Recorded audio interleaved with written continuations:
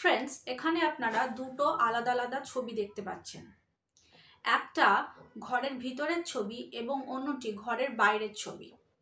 কিন্তু এই ছবিগুলো দিয়ে কি করব? আজকে এই ছবিগুলোর সাহায্যে আমরা কিছু প্রিপোজিশন শিখব। ফ্লুয়েন্টলি ইংলিশে কথা বলতে গেলে কোন প্রিপোজিশন কোথায় কখন ব্যবহার করব সেটা জানা খুবই জরুরি। কারণ ইনের জায়গায় অ্যাট কিংবা অ্যাটের জায়গায় অন কিংবা আন্ডারের জায়গায় বিনিথ যদি আমরা লিখি, প্রিপোজিশন ব্যবহার করি, তাহলে পুরো সেন্টেন্সের মানেটাই বদলে যায়। তো চলুন আজকে এই দুটি ছবির সাহায্যে আমরা অনেকগুলো প্রিপোজিশন শিখে নিই। আই হোপ ছবির সাহায্যে প্রিপোজিশনগুলো শেখার ফলে কোন প্রিপোজিশন কোথায় ব্যবহার করতে হবে জীবনে কোনোদিনও ভুলবেন না। প্রথমটা দেখুন, একটা ঘরের ছবি আছে। এখানে একটা মেয়ে বেডের উপর শুয়ে আছে। সে কিন্তু ঘুমোচ্ছে না, সে শুয়ে আছে এবং তার পায়ের নিচে একটা বাচ্চা ছেলে বসে আছে। মেয়েটা জানলার বাইরে দেখছে, অর্থাৎ জানলা দিয়ে দেখছে।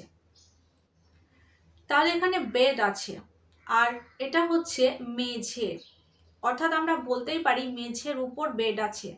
যখন আমরা বলবো যে ফ্লোরের উপর একটি বেড আছে, তখন আমরা অন প্রিপোজিশন ব্যবহার করব।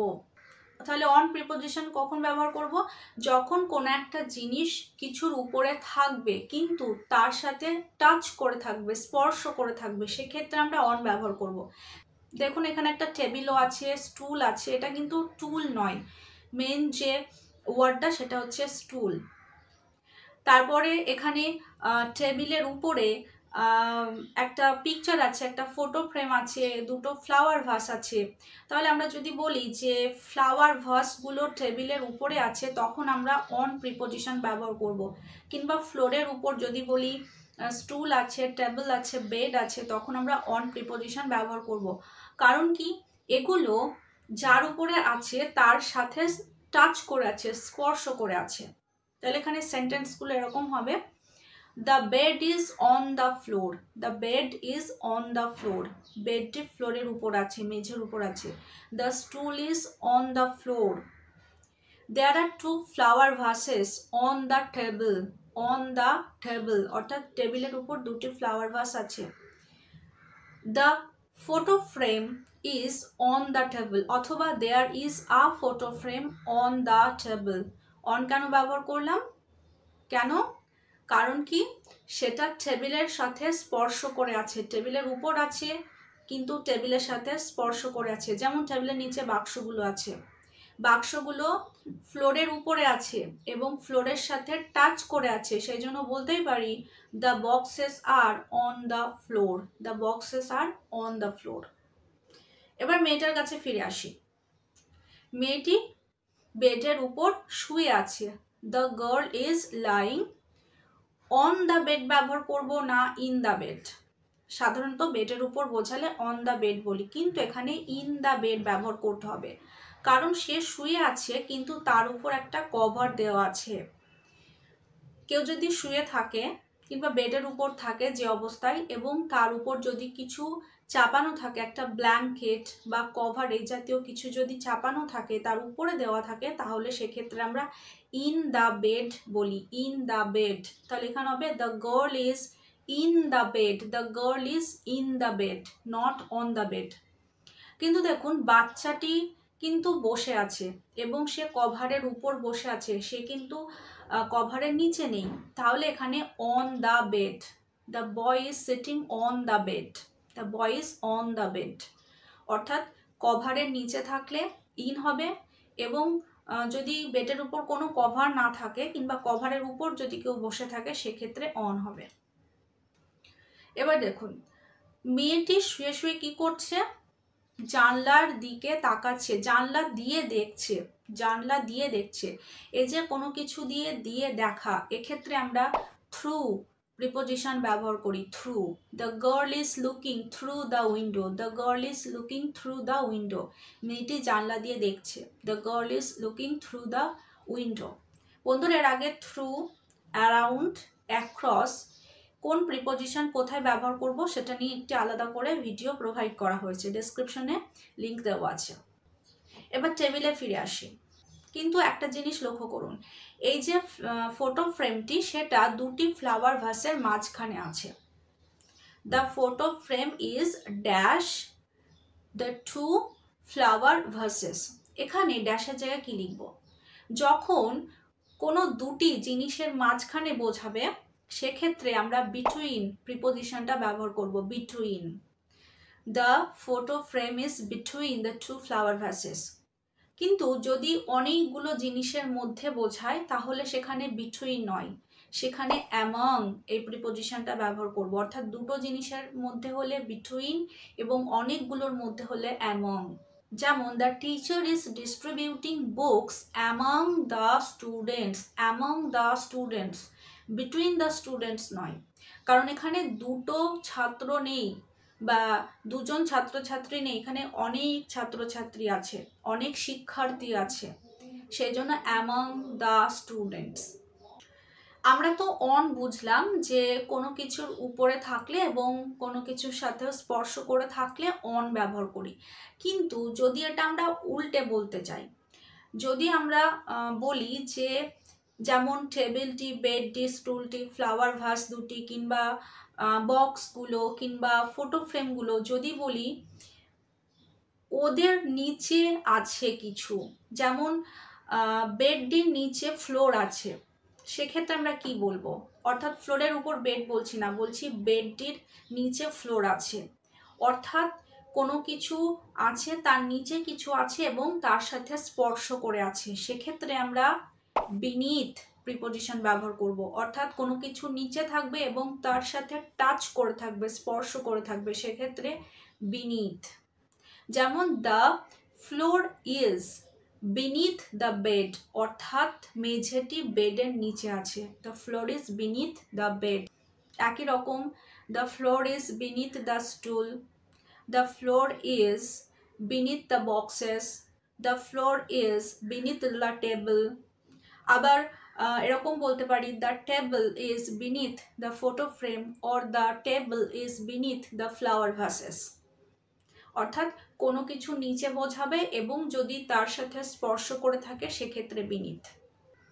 কিন্তু যদি বলি কোনো কিছু নিচে আছে কিন্তু স্পর্শ করে নেই এবং পুরোটা কভার করে আছে, নিচে আছে কিন্তু স্পর্শ করে নেই, যেমন এই বক্সগুলোর ক্ষেত্রে, বক্সগুলো টেবিলের নিচে আছে এবং টেবিলটা পুরো বক্সগুলোকে কভার করে আছে কিন্তু টেবিলের সাথে স্পর্শ করে নেই, সেক্ষেত্রে আমরা বিনিথ ব্যবহার করব না, ব্যবহার করব under. Under, the boxes are under the table, the boxes are under the table. দেখুন টেবিলের যে ফটো ফ্রেমটা আছে সেক্ষেত্রে আমরা বলেছি টেবিলের সাথে স্পর্শ করে আছে, টেবিলের উপর আছে, সেই কারণে অন। কিন্তু ওই ফটো ফ্রেমের উপরে দেখুন আর একটা ফটো ফ্রেম আছে, কিন্তু সেটা টেবিলের সাথে স্পর্শ করে নেই, কিংবা সেটা মেঝের সাথে স্পর্শ করে নেই, উপরে আছে। অর্থাৎ বোঝাতে চাইছি কোনো কিছু, একটা জিনিস অন্য একটা জিনিসের উপরে আছে কিন্তু স্পর্শ করে নেই, সেক্ষেত্রে আমরা কোন প্রিপোজিশন ব্যবহার করব?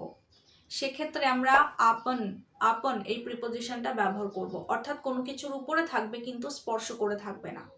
এখানে যেমন দেওয়ালে যে ফটো ফ্রেমটি আছে, the photo frame is upon the table, the photo frame is আপন দ্য ফ্লোর, অর্থাৎ ফ্লোরের উপরে আছে ফটো ফ্রেম, টেবিলের উপরে আছে ফটো ফ্রেম কিন্তু স্পর্শ করে নেই।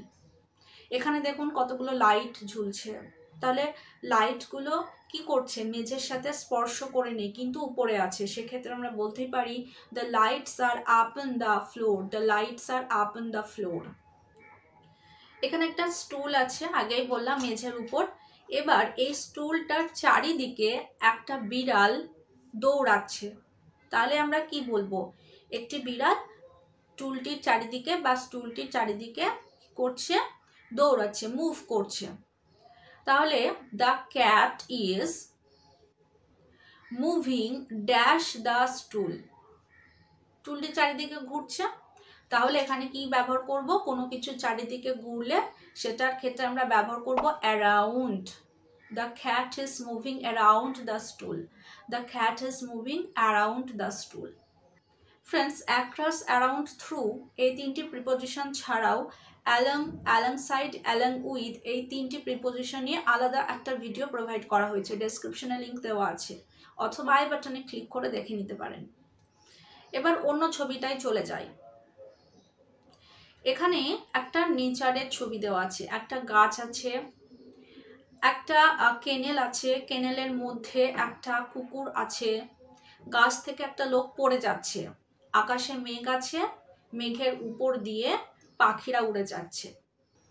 প্রথমে কেনেলের কাছে চলে যাই।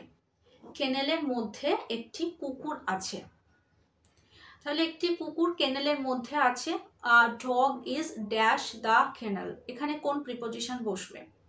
কোনো কিছুর মধ্যে অবস্থান করলে বা কোনো স্থান বোঝালে কোনো কিছুর মধ্যে আছে, সেক্ষেত্রে আমরা ইন প্রিপোজিশন ব্যবহার করি। যদিও ইনের আরও অনেক ব্যবহার আছে, যেগুলো নিয়ে পরের ভিডিওতে আলোচনা করা হবে।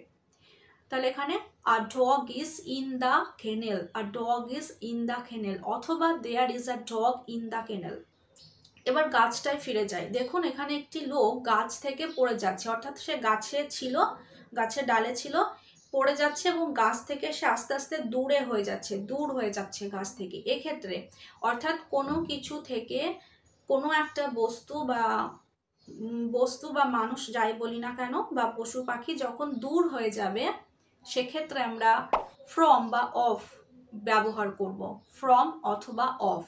তাহলে এখানে বলতেই পারি দ্য ম্যান ইজ ফলিং, দূর হয়ে যাচ্ছে গাছ থেকে পড়ছে, ফ্রম দ্য ট্রি অথবা off the tree. The man is falling from the tree, the man is falling off the tree, দূর হয়ে যাচ্ছে এই কারণে ফ্রম। এবং থেকে বোঝাচ্ছে, ওইখান থেকে, গাছ থেকে পড়ে যাচ্ছে। গাছটির উপরে দেখুন মেঘ আছে, মেঘ ভাসছে, গাছটির উপরে আছে।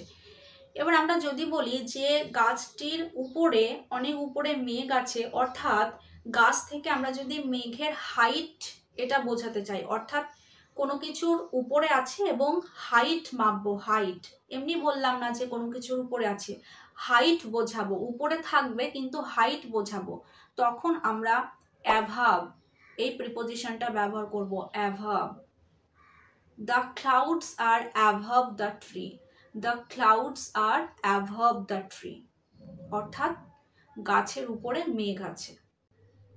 এবারে সেন্টেন্সটাকে যদি আমরা বদলে দিই, আগে ছিল গাছের উপরে মেঘ আছে, এবার যদি বলি মেঘের নিচে গাছ আছে এবং হাইট মাপার ক্ষেত্রে ব্যবহার করি, তাহলে কোন প্রিপোজিশন বসাবো না? তখন আমরা বিলো এই প্রিপোজিশনটা বসাবো।